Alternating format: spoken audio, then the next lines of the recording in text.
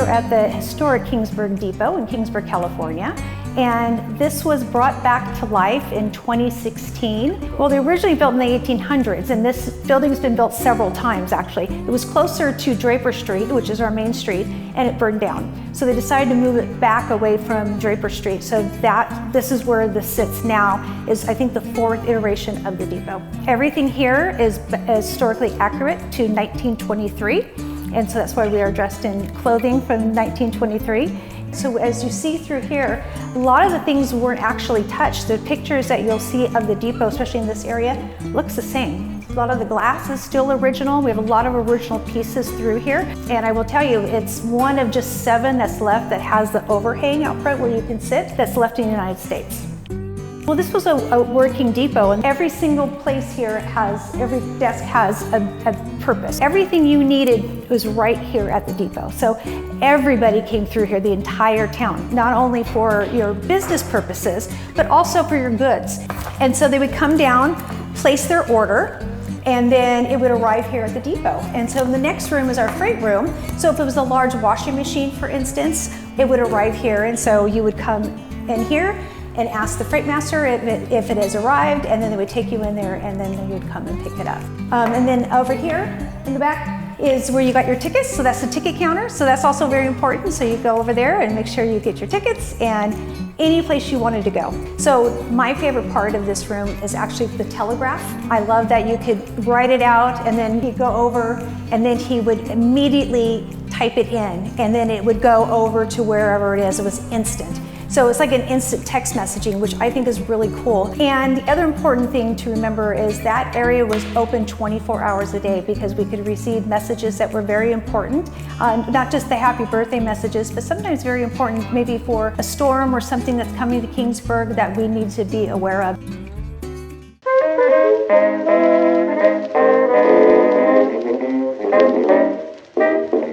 Now we're upstairs at the apartment, and this is where the station master would live. We highlight a lot A.A. Miller, and he was here, I think he was the longest station master that we had. He lived up here, imagine, with his wife and 5 children. And so it's a pretty good sized living room, I would say. 1 bathroom, 1 kitchen, and behind me are only 2 bedrooms. So imagine 5 children in 1 bedroom and mom and dad in the other. And that's how they lived. And I think it's a fantastic, representation of what it looked like during that time.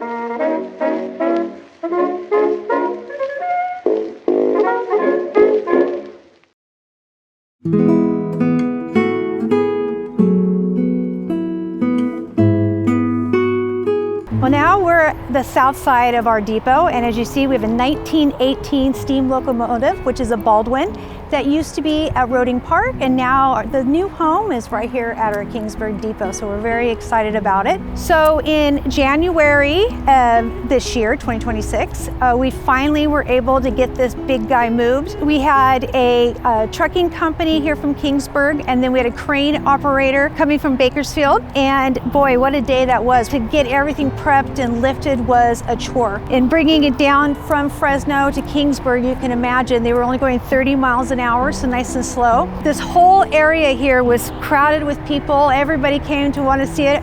We have not only an engine, but we have the tender as well, and that tender is the only one left in the United States. So we're very proud to have that here. So if you're a train buff, we definitely want you to come on down and check this out. I may be the president and CEO of the depot, but really this depot belongs to the community.